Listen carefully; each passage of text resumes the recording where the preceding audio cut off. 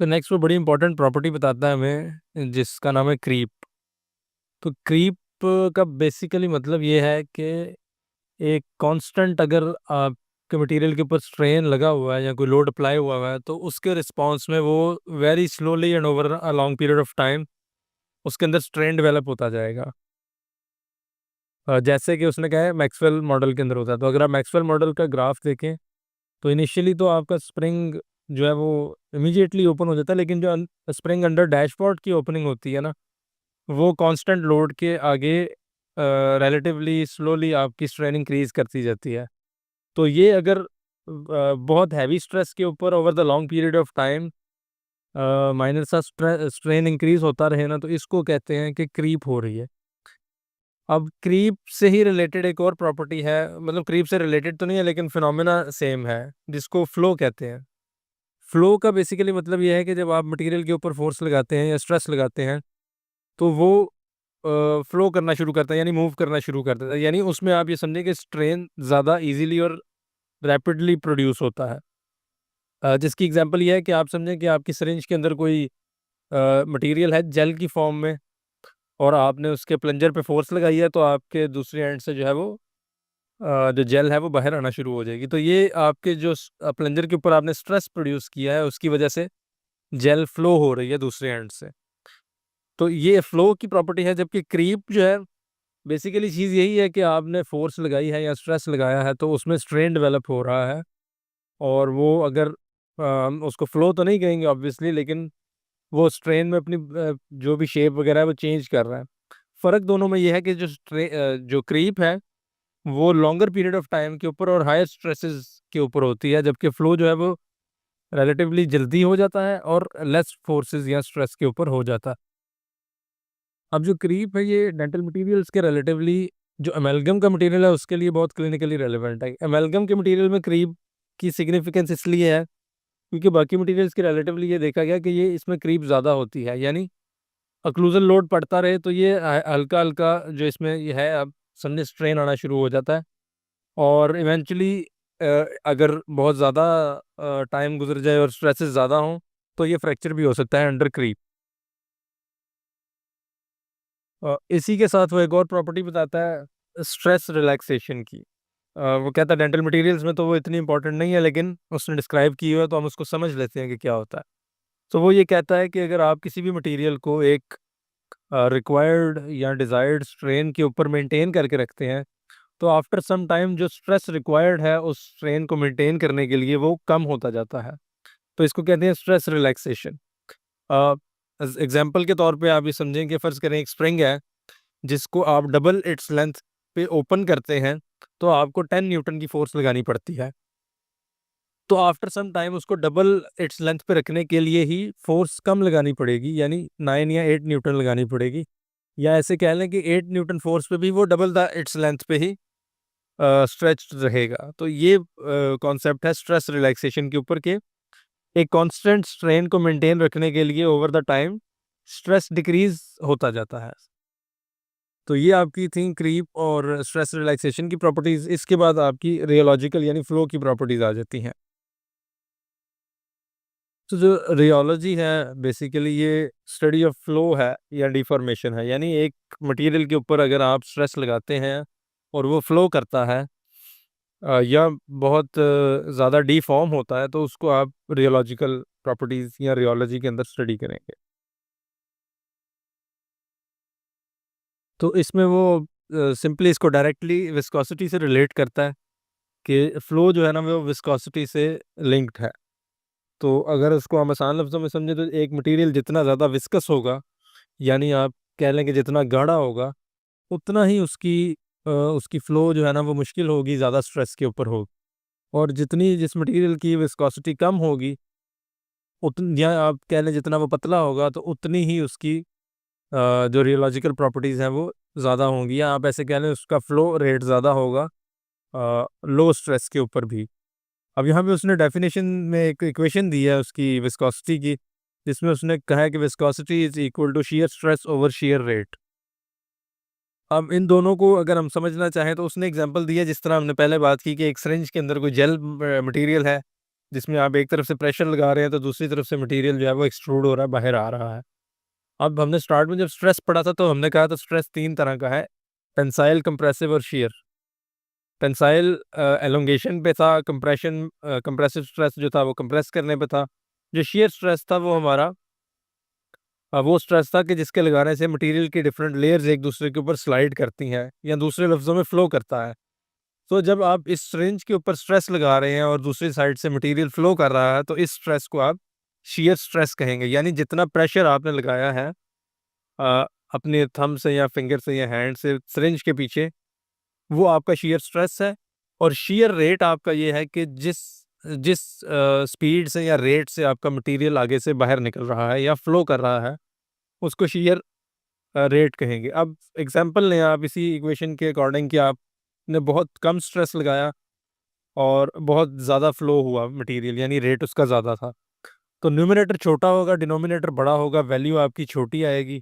इसका मतलब है कि ऐसे मटेरियल की विस्कोसिटी कम होगी। यानी कम स्ट्रेस लगाने पे ज़्यादा मटेरियल फ्लो हो तो कम विस्कस है। इसी का ऑपोजिट, अगर न्यूमरेटर बड़ा होगा और डिनोमिनेटर छोटा होगा तो वैल्यू आपकी ज़्यादा आएगी। यानी बहुत ज़्यादा स्ट्रेस लगाने पर भी मूवमेंट या फ्लो थोड़ा हो रहा है, तो इसका मतलब है कि वो मटेरियल विस्कस है या ज़्यादा विस्कस है। फिर वो एक और फार्मूले से इसकी कुछ और प्रॉपर्टी समझाता है हमें। वो फार्मूला है shear stress is equal to K, जो कांस्टेंट है, और शियर रेट उसकी पावर है एन। एन जो है आपका फ्लो इंडेक्स है। और जो आपके न्यूटोनियन फ्लूइड्स होंगे वो भी हम डिस्कस करते हैं कि क्या होते हैं, या आप कह लें नॉर्मल जो फ्लूइड्स हैं या वो मटेरियल्स जो फ्लो करते हैं उनके अंदर एन की वैल्यू 1 होती है। अब जब आपकी वैल्यू 1 है ना, तो इसका मतलब यह है कि shear stress is directly proportional to shear rate. मैंने सिर्फ कांस्टेंट और इक्वल टू हटाया और वहां पे डायरेक्टली प्रोपोर्शनल लगा दिया। तो मतलब यह है कि जितने प्रोपोर्शनली आप अपना स्ट्रेस इंक्रीज करेंगे, उतने ही प्रोपोर्शनली आपका मटेरियल का फ्लो इंक्रीज हो जाएगा। फॉर एग्जांपल आप स्ट्रेस डबल करते हैं तो फ्लो रेट भी डबल हो जाएगा, हाफ करेंगे तो हाफ हो जाएगा। जो मटेरियल्स इस डायरेक्टली प्रोपोर्शनल प्रॉपर्टी को फॉलो करते हैं उनको आप न्यूटोनियन फ्लूइड्स कहते हैं। और जो मटेरियल्स इसको फॉलो नहीं करते, यानी डायरेक्टली प्रोपोर्शनल नहीं होता, उनको आप नॉन न्यूटोनियन फ्लूइड्स कहते हैं। उनकी आगे से दो कैटेगरीज हैं। एक में ये होगा कि आपने जब स्ट्रेस लगाया है तो आपकी जो यानी फ्लो रेट है वो मोर देन प्रोपोर्शनल इंक्रीज हो जाएगी, यानी उसकी विस्कोसिटी ज़्यादा कम होगी। यानी जिस स्पीड से आपने स्ट्रेस लगाया है उस स्पीड से उसकी, यानी उस फॉर एग्जांपल आपने डबल किया है अगर अपने स्ट्रेस को, तो आपका फ्लो रेट डबल से ज़्यादा हो जाता है। फर्ज करें अगर, तो ऐसे मटेरियल्स को आप सूडो प्लास्टिक कहेंगे। और जिसमें आपकी डबल करने से फ्लो रेट कम रहता है डबल से, तो उसको आप डायलेटेंट्स कहेंगे। आसान लफ्ज़ों में आप ये कह सकते हैं कि वो मटेरियल जिन पे स्ट्रेस लगाया जाए तो उनकी विस्कोसिटी बढ़ जाती है, तो वो आपके डायलेटेंट्स होते हैं। और जिन मटेरियल्स के ऊपर स्ट्रेस लगाया जाए और तो उनकी विस्कोसिटी कम हो जाए, तो वो सूडो प्लास्टिक होते हैं। और फिर वो बताता है कि कुछ मटेरियल्स होते हैं जो बिंगम कैरेक्टरिस्टिक्स शो करते हैं। अब बिंगम कैरेक्टरिस्टिक्स का मतलब ये है कि वो मटेरियल्स पहले एक लिमिटेड अमाउंट ऑफ स्ट्रेस को without any change in strain या आप कह लें फ्लो के वो एब्जॉर्ब कर सकते हैं। यानी कुछ मटेरियल्स जो बिंगम कैरेक्टरिस्टिक्स शो करते हैं, एक लिमिटेड अमाउंट ऑफ स्ट्रेस जिसको वो यील्ड स्ट्रेस कहता है, वो क्रॉस करने के बाद फ्लो करना शुरू करते हैं, जैसे उसने नीचे ग्राफ में शो किया हुआ है।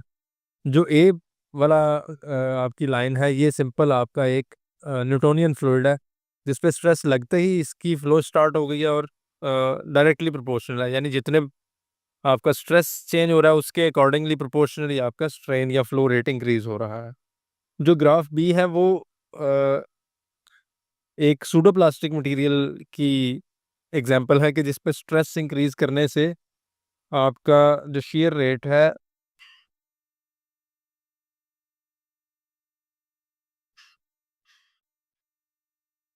यानी आप इसको ए के साथ कंपेयर करें तो सिमिलर स्ट्रेस के ऊपर जो मटेरियल बी पे है उसका फ्लो रेट बहुत ज़्यादा है। इसका मतलब यह है कि as you increase the stress, तो इसकी विस्कोसिटी कम हो रही है और फ्लो रेट ज़्यादा हो रहा है। फिर सी और डी पे जो उसने 2 मटेरियल्स दिखाए हैं, ये बिंघम कैरेक्टरिस्टिक्स शो कर रहे हैं कि ई जो उसने बताया, ये एक स्पेसिफिक यील्ड स्ट्रेस है, जो लगाने के बाद जो है मटेरियल की जो फ्लो रेट है वो स्टार्ट होता है, और उसके बाद वो या तो न्यूटोनियन बिहेवियर शो करेगा या सूडोप्लास्टिक या डाइलेक्ट्रेंट। तो यहाँ पे उसने सूडोप्लास्टिक की एग्जांपल दी हुई है कि एज़ कम्पेयर टू सी लेसर स्ट्रेस के ऊपर ज़्यादा फ्लो रेट प्रोड्यूस हो रहा है। यानी उसकी विस्कोसिटी स्ट्रेस लगाने से कम होती जा रही है और फ्लो रेट ज़्यादा होता जा रहा है। और फिर वो बताता है कि विस्कोसिटी जो है वो टेम्परेचर डिपेंडेंट है। जैसे आप टेम्परेचर इंक्रीज़ करते हैं, विस्कोसिटी मटेरियल की कम होती जाती है, और ये भी आप इसको कोरिलेट कर सकते हैं कि उसका फ्लो रेट इंक्रीज़ होता जाता है। फिर वो जिस तरह उसने टेम्परेचर डिपेंडेंसी बताई है, उस तरह वो टाइम डिपेंडेंसी भी बताता है कि विस्कोसिटी टाइम डिपेंडेंट क्या प्रॉपर्टीज़ शो करती है। तो इसको वो 2 बेसिकली टाइम पीरियड्स के साथ आपको कोरिलेट करके बताता है, एक वर्किंग टाइम है और एक सेटिंग टाइम है। तो वो कहता है डेंटल मटेरियल्स जो डिफरेंट हैं, उनमें से मोस्टली जो है वो पाउडर लिक्विड या 2 पेस्ट्स होती हैं, या 2 कंपोनेंट्स होते हैं जिनको यूजुअली मिक्स करके तो एक वर्केबल मिक्स बनाया जाता है, जिसको आप यूज़ करते हैं। तो जब आप मिक्स करना स्टार्ट करते हैं 2 कंपोनेंट्स को, तो उनकी विस्कोसिटी विद टाइम चेंज होती है, और फिर एक टाइम ऐसा आता है कि जिसके ऊपर आपके पास यानी मटेरियल इतना ज़्यादा विस्कस हो जाता है कि आप उसको अब उसके साथ वो मैनिपुलेशन नहीं कर सकते जो आप के लिए रिक्वायर्ड होगी। तो ये जो टाइम है जब आपने मिक्सिंग स्टार्ट की है और उसका एक पर्टिकुलर विस्कोसिटी हो जाती है जिसके बाद वो मैनेजेबल नहीं रहता, इसको आप कहते हैं कि ये मटेरियल का वर्किंग टाइम है। अब यहाँ उसने ग्राफ में दिखाया हुआ है, फॉर एग्जांपल वो कहता है कि V1 जो आपका लाइन लगी हुई है, ये एक विस्कोसिटी की लिमिट है जिसके बाद मटेरियल वर्केबल नहीं रहेगा, यानी आपसे मैनेज नहीं हो पाएगा। और ए मटेरियल उसने दिखाया कि जैसे ही आपने स्टार्ट किया ना उसको मिक्स करना, तो उसकी विस्कोसिटी इंक्रीज़ होती गई है, और टाइम T1 के ऊपर जाके वो उस विस्कोसिटी से इंक्रीज़ हो गई है जिस पे वो वर्केबल है या मैनेजेबल है। तो ये T1 का जितना पीरियड है ना, ये उसका वर्किंग टाइम होगा। सिमिलरली वो कहता है कि जो बी ग्राफ है उसमें एक मटेरियल है जिसको आप जब मिक्स करना शुरू करते हैं तो इमीडिएटली मिक्सिंग के साथ ही उसकी विस्कोसिटी इंक्रीज़ होना स्टार्ट नहीं होती। आफ्टर सम टाइम जो उसने T2 से यहाँ पे दिखाया है, T2 पे जाके उसकी विस्कोसिटी स्टार्ट होना शुरू होती है, और फिर वो जब V1 तक जाता है तो टाइम जो उसने बताया वो T3 तक गुजर गया होता है। तो इस मटेरियल का टोटल जो वर्किंग टाइम है वो T3 तक आता है इस ग्राफ के अकॉर्डिंग। इसकी रीज़न वो ये बताता है कि यूजुअली मैन्युफैक्चरर्स ने रिटार्डर्स ऐड किए होते हैं अपने मटेरियल्स के अंदर, जो वर्किंग टाइम को बढ़ा देते हैं ताकि आप इजीली इसको मिक्स कर सकें और वर्क कर सकें जितनी आपके लिए रिक्वायरमेंट है। आपको ये ना हो कि आपके ज़हन में ये हो कि ये तो मटेरियल अभी 5-10 सेकंड के अंदर सेट हो जाएगा, मुझे जल्दी करनी पड़ेगी। तो इसलिए वो रिटार्डर्स ऐड कर देते हैं ताकि आपका वर्किंग टाइम इंक्रीज़ हो जाए। इसी तरह फिर आपका सेटिंग टाइम है। सेटिंग टाइम ये है कि आपका मटेरियल इतना विस्कस या हार्ड या उसकी मैकेनिकल प्रॉपर्टीज़ इतनी हो जाए कि वो जिस काम के लिए उसमें यूज़ होना है, उसके लिए एडिक्वेट हो जाए। तो इस टाइम को आप कहेंगे कि मतलब जितना टाइम वो इतनी प्रॉपर्टीज़ लेने में लगाएगा, उसको आप कहेंगे कि ये उसका सेटिंग टाइम है। तो इसकी मेज़रमेंट के लिए वो डिफरेंट चीज़ें बताता है कि डिफरेंट मटेरियल्स और डिफरेंट मेथड्स हमारे पास अवेलेबल हैं जिससे आप ये मेज़र कर सकते हैं कि किस स्पीड से या कितने टाइम के बाद उस मटेरियल की जो फ्लो है या विस्कोसिटी है या जो फिज़िकल प्रॉपर्टीज़ हैं वो कितनी हो गई हैं, और वो जब उतनी हो जाए जितनी आपको रिक्वायर्ड है तो आप ये कहेंगे कि इतना टाइम आपका सेटिंग टाइम है। लेकिन ऑब्वियसली वो सारे फिर लैब टेस्ट्स हैं जो आप वैसे नहीं कर सकते, इन ऑफिस नहीं कर सकते आप कह लें। उसके लिए सिंपल एक वो प्रोब टेस्ट ज़रूर बताता है। टेस्ट आर्बिट्रेरी है, वो ये कहता है कि आप एक प्रोब जो है वो अपने मटेरियल के अंदर पेनिट्रेट करते हैं। अगर तो आपका प्रोब इजीली पेनिट्रेट कर जाए तो इसका मतलब है कि अभी मटेरियल सेट नहीं हुआ हुआ। जबकि अगर रेजिस्टेंस टू पेनिट्रेशन आ रही है और जो आपका प्रोब है वो एक रिक्वायर्ड डेप्थ आपने अगर पहले से तय की हुई है तो उस तक नहीं जा रहा, तो इसका मतलब है कि मटेरियल सेट हो गया। अभी आर्बिट्रेरी है क्योंकि डिपेंड करता है आप प्रोब पे कितनी फोर्स लगा रहे हैं, प्रोब की टिप का डायमीटर कितना है, बड़ा है, छोटा है, पॉइंटी है। तो ये आर्बिट्रेरी टेस्ट है, लेकिन आप इससे एक आइडिया ज़रूर ले सकते हैं कि आपका मटेरियल सेट हो गया है या नहीं।